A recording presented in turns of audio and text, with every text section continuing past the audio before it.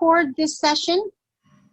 So if you are uncomfortable being recorded or want to, turn off your video, please turn off your video. If you don't want to be part of the conversation, then you can leave the meeting and view the video afterwards. Thank you.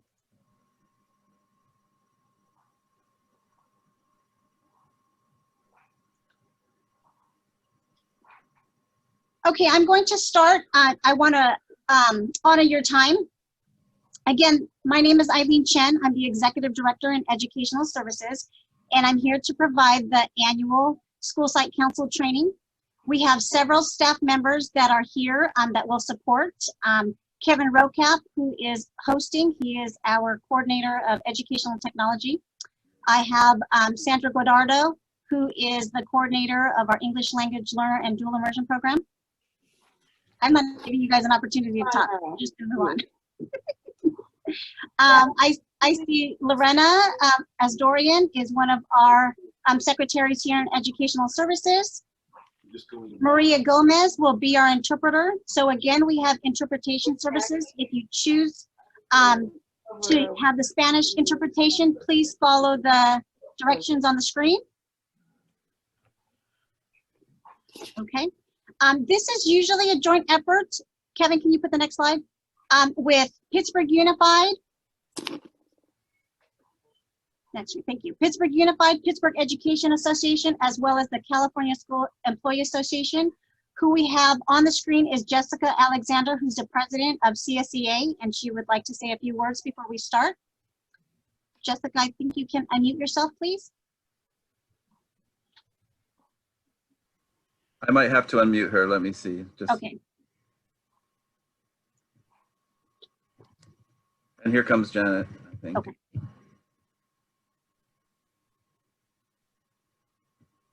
Can you unmute Jessica first, please? I think I just did. Okay. You did. I am unmuted. Good afternoon, everyone. I'm so happy to see such a large turnout. I also was at the Pittsburgh High School last year for school site training. This is an awesome opportunity for you to help guide in the direction in which the schools will go. This entails all different kind of learning programs for all students. I know we have CSEA members who are sitting on the school site councils. Please, I implore you to please use your rationale and your vote to please look out for our students, and I mean every single one. I have served on school site councils before with my children when they were in school. I no longer serve in that capacity, but I do trust that everyone will do the right thing by our students. I've heard people complain about board members being rubber stamped, and I'm hoping our school site councils will not be rubber stamped. You have the strongest voice, parents. Please use it. Thank you. Thank you, Jessica. We also have our superintendent, Dr. Janet Schultz, on. Janet, or Kevin, can you unmute Janet?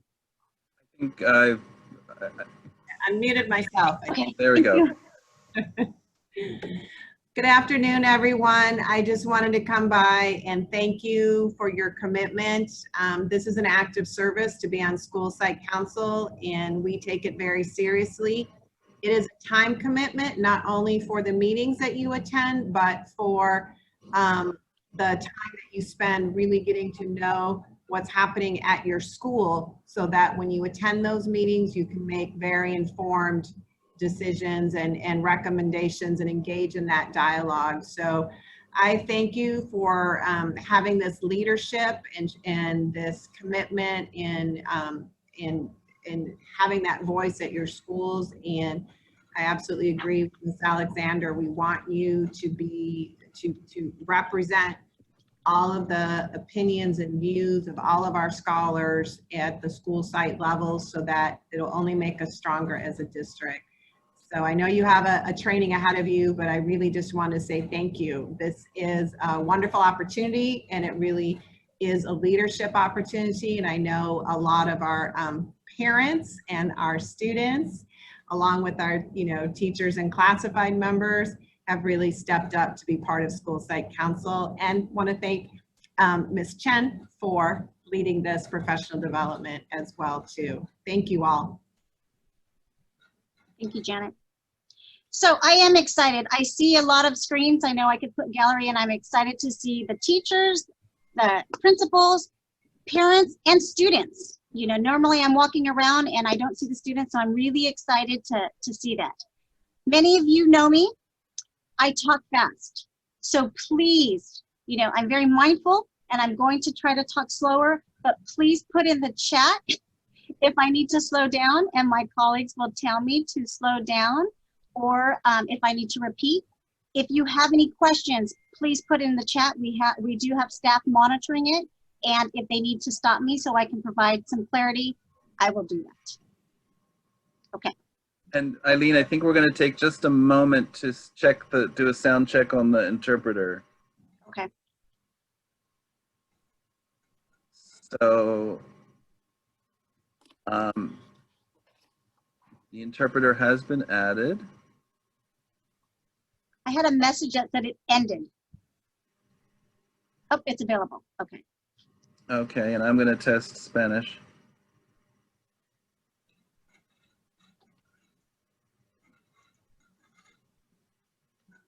Maria, can you say something?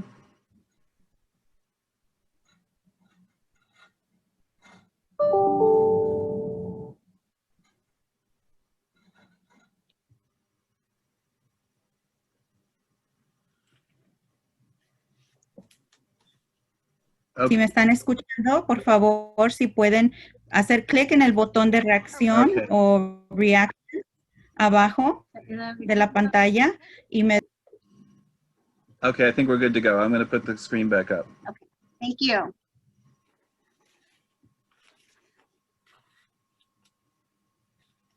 Okay, so what are the goals for this training, right? For those of you that have already participated on School Site Council, very similar training with a little bit of tweaks, right? So if it's repetitive, I apologize, but if you forgot something, maybe this will help remember. So the goal of the training is to understand your roles and responsibilities, to be aware of the finance structure and the accounts, I would say accounts that you will be monitoring, and a little bit of information regarding our local control accountability plan and how that will tie into our school plan for student achievement. Next slide. I'm moving, Kevin. So just to give you an LCAP update, due to this pandemic and COVID-19, the LCAP was postponed for the 2021 school year, right? So normally we have a 3-year LCAP. This would have been the last year of the LCAP, and it was postponed. What Senate Bill 98 required was that we have what's called a learning continuity and attendance plan, what we call the LCP, right? You might have heard that. I presented it at 2 board meetings ago, and last night board meeting it was approved. It was presented at the DLAC meeting a few weeks ago. So what is in place instead of the LCAP is what's called the LCP. And there's some similarities between the LCP and the LCAP, but the main thing is that the LCP focuses on the impact of distance learning due to this pandemic. Currently, the LCAP is scheduled to come back for the next 3 cycles starting next year, right? So I will find out in December if we will have to develop another 3-year LCAP or if it will be postponed. If it comes back, then those of you have attended all our meetings with the dots, the red, yellow, and green dots, right? That will come back again. So I know you guys missed that this year, so you'll know in December if that will come back. Even though the LCAP is postponed for 1 year, any school, which is all schools except for PHS, that receive Title I funding is still required to develop a school plan for student achievement. Next slide. Okay, agenda, we'll quickly go over it. Your function. Composition, what is the balance that has to happen to ensure equity for your school site council membership. We'll review quickly the bylaws, what your school site council meeting should have, and then I'll talk about money. Next slide. Okay. So here's your school site council, right? And you're hoping that the members who make up the school site council is really representing each of the little circles, right? You'll have someone that's representing ELAC from your school, because when we develop your school plan for student achievement, you should get feedback from your ELAC family members and committees, excuse me. When you think of your school site council and you're looking at your school plan, you want to make sure you have the lens of special education, from school safety, your site's leadership team, as well as the district leadership team. Next slide. Okay, so it's important that the SSC, all of you, is, thank you, is not viewed as an advisory. It's not, right? You have the authority, right, to guide the school plan and make decisions on how funds are used at your site to support your students, right? It's important that that you understand that the principal, right, cannot just make a decision, right? When it comes to the funds at your school, especially Title I funds, right, transparency is important, right? And it's important to have all the stakeholders have a voice and make a collective decision. So, next slide. So, what you have to do, right, all year is, the first thing you have to do is develop a comprehensive school plan for student achievement. And I will always, it's too long, so I will always refer to it as the SPSA, right?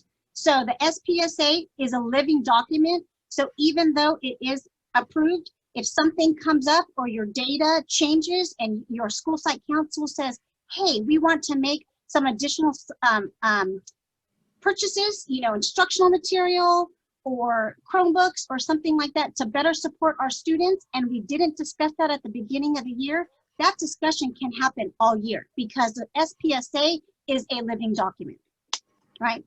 You have to continuously monitor the plan, right? At the end of the SPSA is a document that's titled Title I Evaluation of Services Sheet. This document should list all the actions and services where Title I funds have been allocated.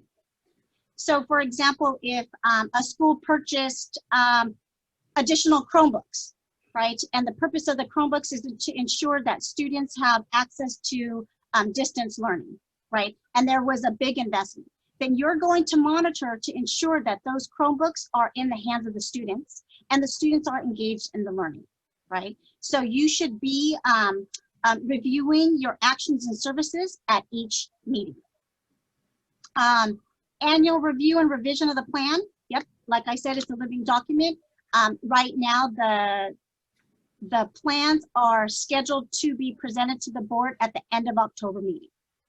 Okay, and then the school board will hear it for information, give recommendations, and then the following meeting it will be approved. Next slide, thank you. This is not very clear, right? I noticed that, but you'll notice this is an example of what a Title I evaluation document will look like. And when you print the SPSA, right, it is the last, it's one of the last pages at the end of the SPSA. You'll notice the top part will have data, and then the bottom part will indicate the actions and service and the purpose and how much meeting is, how much money is allocated to that action and service. Next slide. Okay. I'm gonna do an intentional pause. Do we have any questions in the chat from what I've said so far?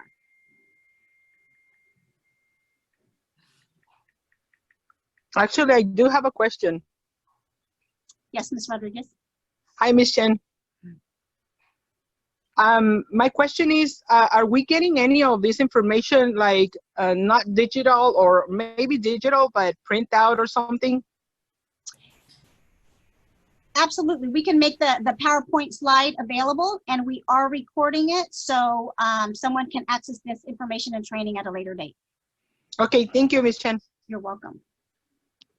Okay, composition for school site council. Like I said, it's important that there is a balance between school personnel and community members, right? And then that it's important that each stakeholder group is represented. Next slide.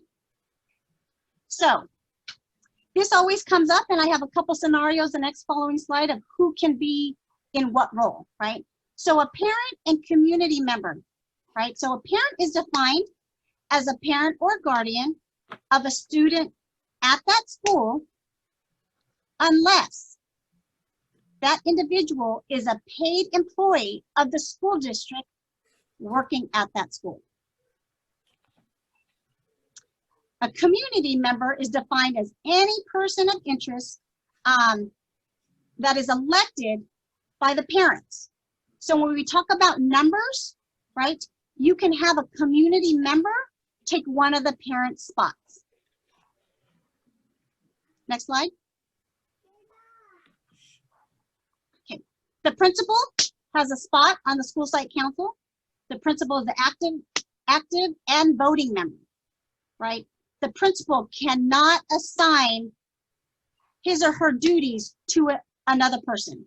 Can't assign his or her duties to the vice principal or any other person on the school site council, right? And it's important, as you see, as I mentioned before, the principal cannot just veto the decision just because they want to veto the decision, right? They can't do it. Like, they can't just decide, oh, I'm going to eliminate this position just because. That has to be a conversation with the SSE, and that has to be voted on. Next slide. Okay. Other personnel, classified personnel can be clerical, instructional aides, custodians, food services, parent-family liaisons, CRAs. Administrative personnel is obviously a VP or assistant principal because the principal is already on the school site council.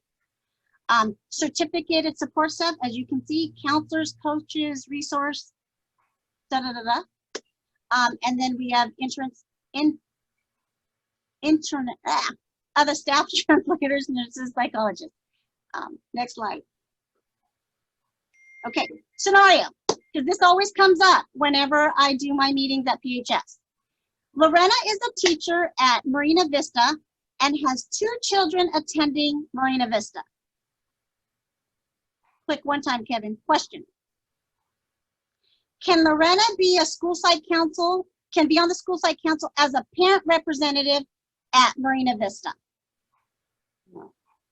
Either put in your chat yes or no, or reaction, thumbs up, thumbs down. Okay, I see a lot of answers. I'm seeing a lot of no's. I saw 1 yes. Big capital no. Okay, Kevin, can you hit the answer? What, click one time? No. Why? So Lorena cannot be a representative on the school site council as a parent because she is a paid employee of the district working at that site, right? And you'll notice in this scenario, I specifically said, can she be a parent representative? Okay, so no, she cannot be a parent representative. Next slide. Next slide, hit it one more time. Give him the answer, Kevin. Back 2, back 2. Back 1. So here's a different one. Okay, Kevin, I need the question. Can Lorena be on the school site council as a teacher? Kevin already gave you the answer, so show it. Yes. Even though Lorena is a teacher at Marina Vista, she has children attending Marina Vista, the only role she can have is a teacher representative. Okay. Next slide. Debbie is a teacher at Marina Vista and has 2 children attending Pittsburgh High School. One click, Kevin. Can Debbie be on the school site council as a parent representative at Pittsburgh High School? If you can put in the chat or emoji or reaction. Ooh, I see yes, yes, yes, yes, yes. I see thumbs up. Perfect, yes. ¿Dónde le pongo para contestar? No, ahí no. Okay. Click one time, Kevin. Yes, right. Debbie can be on PHS School Site Council because it is for another school site and she can be a parent representative, right? She cannot be a staff representative for Pittsburgh High School, but she can be a parent. Questions? Intentional pause. Okay, there's my 5 seconds. So the composition is really, really, really important, and the balance of the composition is important. At the elementary level, they will have no less than 10 members on school site council, no less than 10. And I will be transparent, in all the years I've been in PUSD, I don't know if an elementary school had more than 10 people, but the balance is really important. On one side, right, half of it, 5 spots will belong to the parent group, parent or community group. And then the composition on the other side is principal will hold 1 spot, classroom teachers, and you'll see specifically classroom teachers will hold 3 spots, and that 1 other spot is other personnel, right? And other personnel can be administrative, non-classroom teaching positions like your counselors or psychologists, right? And it can also be classified spots, right? So it really is important, the balance of your composition. And again, you have to have a minimum of 10 members. Do I recognize that not all 10 members show up to every meeting? I do recognize that. However, you have to have 10 members on your council. Next slide. In the event that an elementary site wants to have more members, you will see the breakdown, right? And you'll notice it can only be even numbers because we have to have half for each representative. But again, I've never seen this. So next slide. Secondary schools, junior high and high schools have to have a minimum of 12 members on their school site council. And you can see the balance, right? On one side is you have students and parents. So on a council of 12, you have to have 3 students and you have to have 3 parent or community members. And then on the other half, the principal again has 1 slot, 4 classroom teachers, and then 1 other site personnel. Next slide. And in the event that a school site council wants to have more at the secondary level, more than 12, you will see the composition, right? And again, it's all even numbers and it has to be a balance. Next slide. Okay, intentional pause. Any questions on composition of school site council?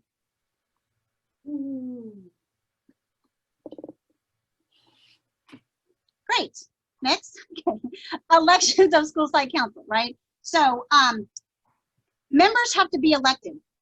They have to be elected. There has to be a ballot. The ballot has to be kept for 3 years. It is recommended that you have alternates in the event that mid-year there's a vacancy, and we recognize that that happens, right? You should have members that represent all range of socioeconomic, race, and ethnicity, right? And when you have students, right, that the students are representing all the programs and the groups at their school site. Next slide. Scenario, and this is true. So I'm at a school and I have 2 parent vacancies for this school year. I sent out a blast finding out who's interested, right? Who wants to be on the school site council? And I only had 2 parents interested. Do I still need to have an election? Show an emoji, thumbs up, thumbs down, or please put in the chat if you think I still need to have an election.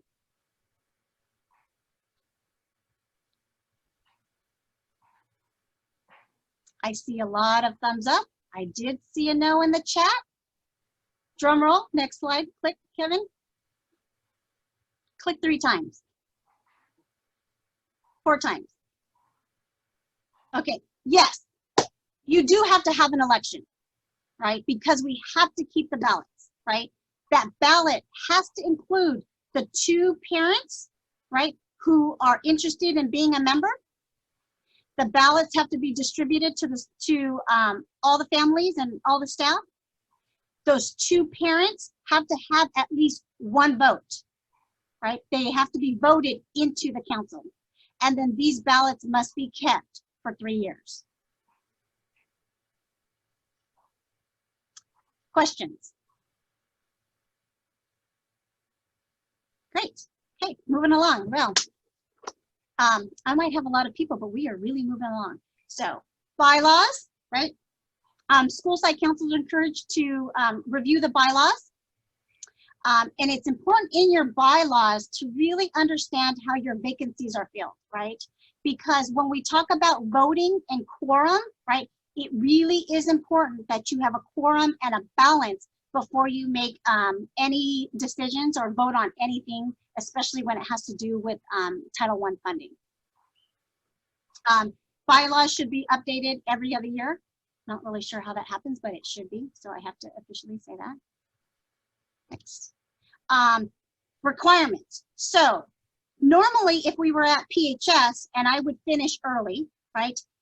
If you wanted this to be your official meeting, right, you would have had to post the agenda 72 hours prior to this meeting, right? So today is Thursday. If this was going to be your first official school site council meeting, right, that school site council agenda needed to be posted on Monday, right, indicating that this Thursday would be the first meeting, right? So it has to include the date, time, location, and everything that's going to be discussed, right? And each agenda should have an opportunity for public comment. Next slide. Okay. So some requirements I'm just going to read because it's ed code and I want to make sure that I'm giving you the correct information. The council cannot vote, act on any item that is not included on the posted agenda. So for example, if let me think, let's say that we were funding positions out of Title I, and we want to eliminate it, right? And we want to do it at our next meeting. If we didn't post that, we cannot take action. Okay. So if that happened, and you'll see the next slide, the next note where it says, if these procedures are violated, upon demand of any person, the council must reconsider the item at the next meeting. It really is important for decisions like this that there's an opportunity for information and action. So if they have any members of your community that have a question, why am I eliminating this position? Or why am I adding this position? They have an opportunity to ask questions and make a public comment. Next slide. Okay, this is what a sample agenda should look like, right? Call the meeting to order. And if it's a second meeting, you should be approving the minutes from the previous meeting, right? Any committee reports, right? Many times we have our ELAC members giving an update to school site council members on updates of what has happened. Or if you have a district advisory committee, right? A member at the DAC or DLAC, they might come and give an update of what happened at those meetings. Again, opportunity for public comment, unfinished business, new items, and then adjourn. So that meeting has to be called to order and then it has to be adjourned. And all that has to be in your minutes. So if you're going to be the secretary for your school site council, right, it really is important that you are documenting all this in the minutes and you're documenting conversations. That's a new thing that they've added. Normally, you know, I'll be honest with you, when I was a principal, we would say, you know, discussion regarding computers. No questions, vote, right? So that can't happen now. If I'm going to say, you know, Miss Chen, the minutes should say something like, Miss Chen brought up the discussion regarding computers. Mr. Rocap had a question on how many computers we're going to buy. Ms. Grandardo agreed that we should buy the computers, right? That should, the conversation should be reflected in your minutes. Okay, and then obviously who makes the motion to approve and second, and then voting, and that should all be documented. Eileen, you have a question in the chat in regards to the why. Yes, thank you. I just see that. So why do we have to, thank you, why do we have to do the conversation? Federal program monitoring, right, is our favorite thing. Federal program monitoring, the requirements of Title I is to ensure that there is conversation regarding an item, and that each member has an opportunity to comment on the item and that it's reflected, right? So that's why we have to document the conversation, right? We need to know if it is a teacher that brought up a concern or an action, or a parent, because it has to show that there is an opportunity for all stakeholders to be involved in the conversation and that they are part of the conversation. I hope that answers the question. How do you ensure integrity of the minutes? So the minutes, as you can see, item number 2 is you will approve like today's minutes. If I was having a meeting, like if today was your first conversation, your first school site council, next month's meeting, you will be approving the minutes. How do you, if you're trying to capture verbatim? I understand, you know, let me clarify, it doesn't have to be word for word, but the conversation should be reflected. Okay, great. Yay. Next slide. Okay, when you have a meeting, everyone should sign in, right? And your sign-in sheet should have the name, what group you're representing, and then your signature, right? Along with the date and all that stuff. But it really is important that you are indicating what group you're representing, because when we're voting, it's important that there's balance and a quorum right before you can vote.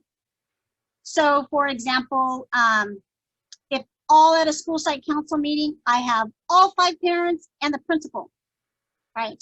We can't take action on that item because there's not a balance, right? The parents, all 5 parents showed up, and they can't just make the decision.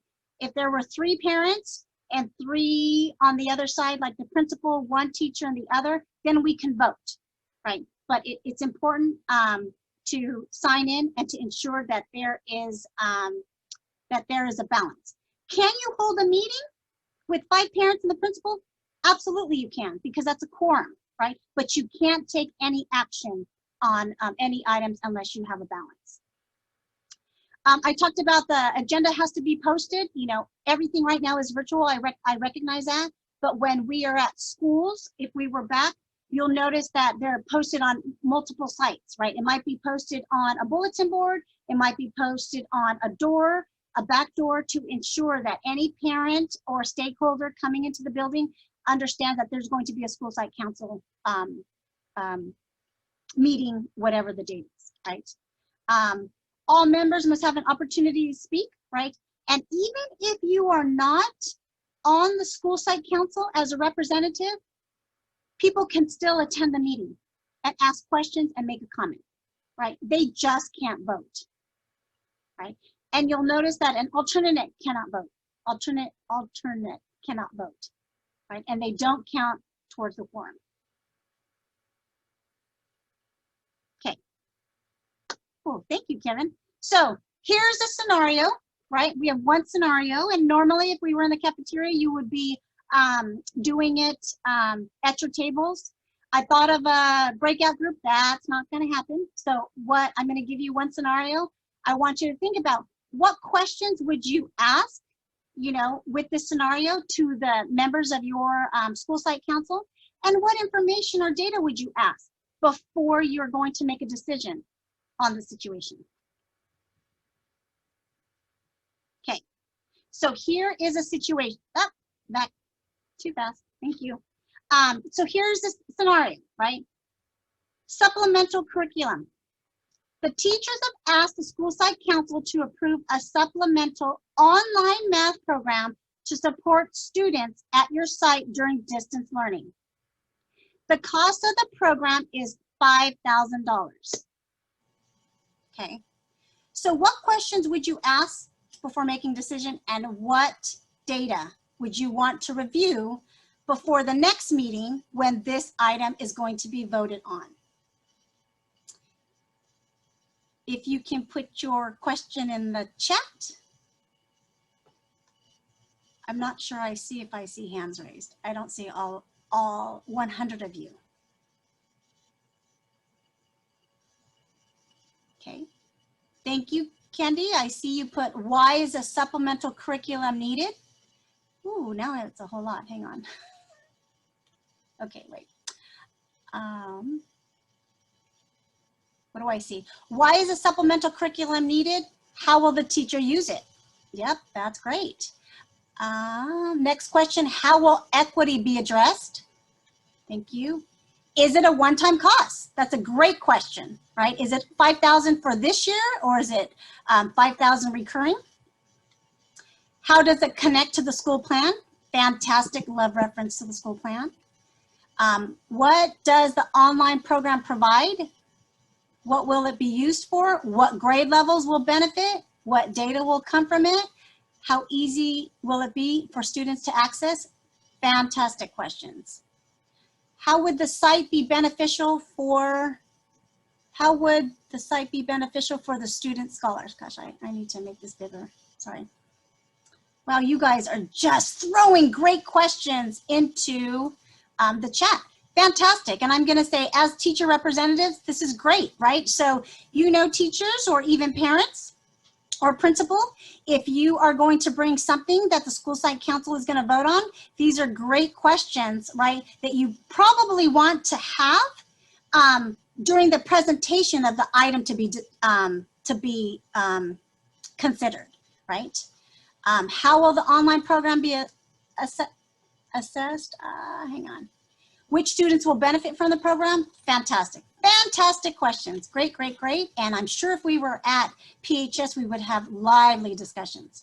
So that really is important, right? So again, I'm going to talk, I think the next slide I'm going to talk about money soon, right? It really is important when you're looking on how you are going to spend your Title I funds that these questions are asked, because if you recall in the previous sheet, you will have a Title I evaluation document.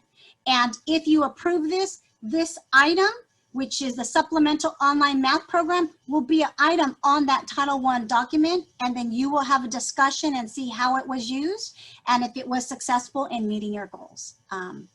Questions are still coming, but thank you very much. We're gonna move on. That's just one scenario. Okay, so throughout the year, you know, you're gonna have all these meetings, and it's important that certain items are discussed. So parent involvement policy. I think, and I don't have the agenda in front of me, the district parent involvement policy as well as school parent involvement policy usually is on the agenda for October or November. Okay, so you should always review the district's parent involvement policy. And I will tell you, I believe there was just an addenda that was sent out a few weeks ago, and it might have been updating our updates made to the parent involvement policy. Uniform complaint procedures. Everyone should know what the procedures are, and this is usually an item, I believe, in November, December. Okay. Obviously, the development of the school site plan is now, right? So this should be an item of discussion and consideration in the month of September or October for sure, right? We all know that CASP was suspended last year due to our school dismissal, right? But teachers, I don't know if I want to tell you this, but right now, officially it is coming back and we will have CASP testing for this year. Could that change in December? Absolutely. However, right now we are told CASP testing is going to happen for the 2021 school year, right? So next school year, at the beginning of the year, is a time where you will be reviewing CASP data. Items that are available to the public, right, on the California dashboard include chronic absenteeism, suspension rate, English learner progress. If you're at the high school, graduation rate, college and career, obviously math, our California Healthy Kids Survey. These are some of the items that should be discussed throughout the year. Not every month, but throughout the year for during school site council. Right, and then any other site specific items, right? Obviously that is open for discussion. Okay, next slide. Show me the money, important, right? You all wanna know how you get the money, how much you get, and what you can do with it, sure. So local control funding formula, right? We know that. Here's a simple way to understand it. Every district gets a certain amount of money per student. And I'm just gonna say $100. That's not it, but I'm just gonna say $100, right? And then we have adjustments. We have adjustments for grade level. So we get another $1 for kids K to 3 and another $1 for students 9 through 12. And then there's demographics. Then we get another $1 if a student is categorized under low income, English learner, and or foster youth, right? So that in essence is our local control funding formula. Easy way. Next slide. Okay, so here are the different funding sources that you might see in your school plan. Keep in mind, right, that the school site council really monitors one fund, and that's the Title I fund, the federal fund. The requirement of having a school site council and a school plan for student achievement is required because of Title I. Okay, and all schools except for Pittsburgh High School receives Title I funding, and that includes Black Diamond. Okay, so one set of funding is your base or general fund. The other set is Title I. And for some schools that have identified for comprehensive support and improvement, they get additional federal funding. And then the last is our LCF, supplemental concentration. So when you look at the school plan, those 4 different funding resources, how do I say this, are categorized by what we call resource numbers, right? So for a base general fund, if you look at your plan, you'll see resources 0000, right? And I apologize if this part is too much in the detail, but I love the talk about money. Title I fund, you'll hear me say Title I, or you will hear, excuse me, principals say 3010, because that's the resource that's tied to Title I. For 2 schools that receive CSI, that resource is 3182. And the big pot is LCFF, which is 9500, right? So some schools will have all three funds within their site plan, and some schools might just have 3010 and 9500, right? But again, the actions and services that the school site council oversees is Title I, okay? Because LCFF, the 9500, is tied to our LCAP, and our LCAP is board approved, right? The school sites can't really override what is approved in the LCAP. Okay. Intentional pause for questions regarding funding sources.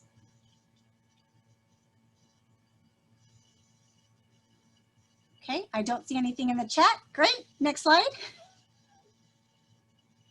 So I talked a little bit about the LCAP, right? Just so you know, our current LCAP, even though it's suspended for this year, so whatever LCAP you see that's on the district website, that goes until 1920. We are 2021, 1920, right? And our LCAP is broken up into 3 goals. So in your school plan for student achievement, right, you will see that the way that the principals have categorized the school plan is based on 3 goals: engaging in rigorous teaching and learning, equity, access and success, and then student and family assets. But again, the LCAP is postponed for this year. We have the LCP, and so far we're hearing the LCAP will return next year for the next 3-year cycle. Okay, I have to put a plug in for the District Advisory Council. I'm going to take an intentional pause and take a drink of water. Okay, District Advisory Council, right? We should have a representative at each site. So Shelly Velasco, our coordinator of elementary instruction, facilitates these meetings, right? She wanted to make sure to remind everyone that we should have a site representative. And what she has said the last 2 years, the site representative for DAC has been teachers. It doesn't have to be a teacher. It can be anyone on the school site council, right? Normally it's the president. So if the president is the teacher, or, you know, then I understand. But just understand that we need a representative from each site, because you are a advisory member for your site. The district advisory council is an advisory for the district. So not only can you have a voice for your school, you can also have a voice for the district, right? The DAC only meets a few times a year. They don't meet every month, right? And there's at least 2 meetings where we are together with DLAC.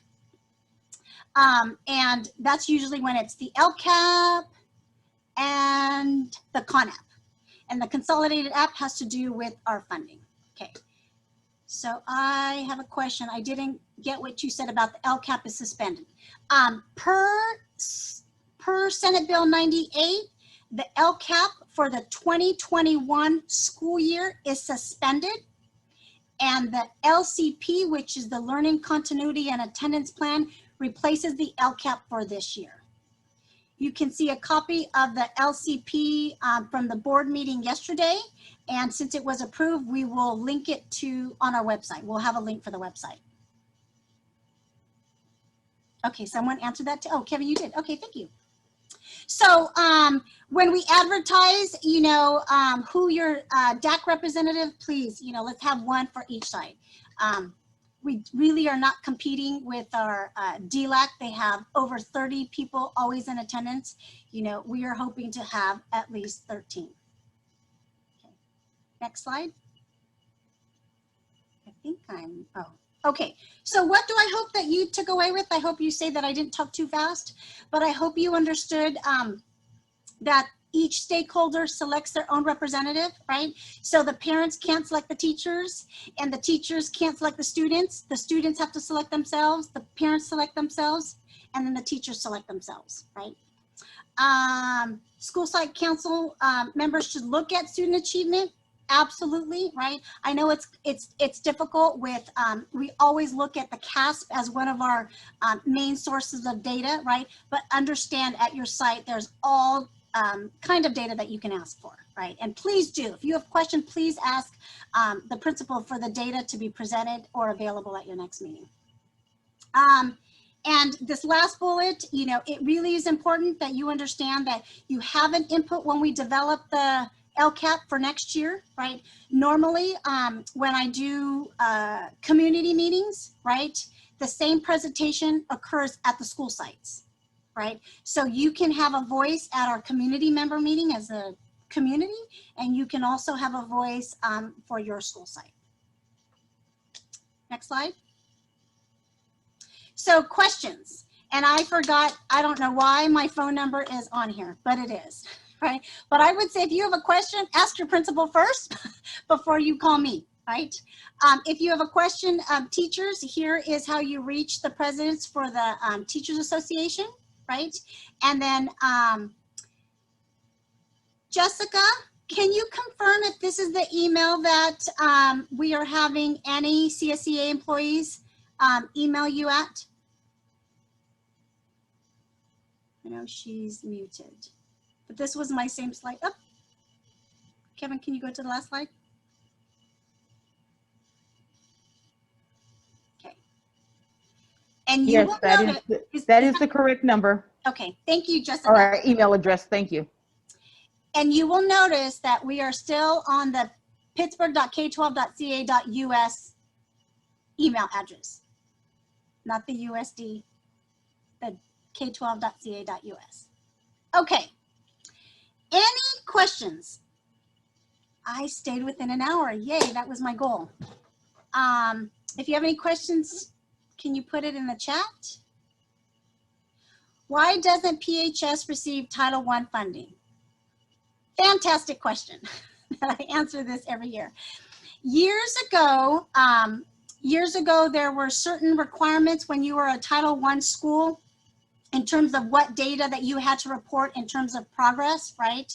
And with all the changing of the CST, the CAS, the graduation rate, it was decided prior to me and prior to this current administration that PHS will not receive Title I funding, but they are not, I wanna be clear, they are not disenfranchised. The amount of money that they would have received in Title I is offset with LCFF with 9,500 funds. So if, for example, PHS was supposed to receive $100 and they should have received $20 in Title I and $80 in LCFF, they would receive $100 in LCFF. So they are not being franchised because of not receiving Title I funding. Thank you. Thank you, Janet. Okay. Any other questions? Great. Thank you so much. I'm looking at the participants and there's 101. I don't even know if I've ever had that many at PHS. I hope that you felt that this training was important and that you learned something. And when you leave here, if you have a question that you think about when you're leaving, please don't hesitate. You can email me or, like I said, ask your principal first. And then if your principal has questions, then they'll reach out to me. Again, thank you very much. I value your time. If your site has indicated that this is your first official meeting and you're going to vote, I'm going to safely assume that you have a separate link. But thank you again. Have a great evening and have a fantastic rest of the school year. Thank you. Enjoy the rest of your day. Bye-bye. Thank you. Enjoy the rest of your day. Thank you. Bye. Great job, Miss Chen.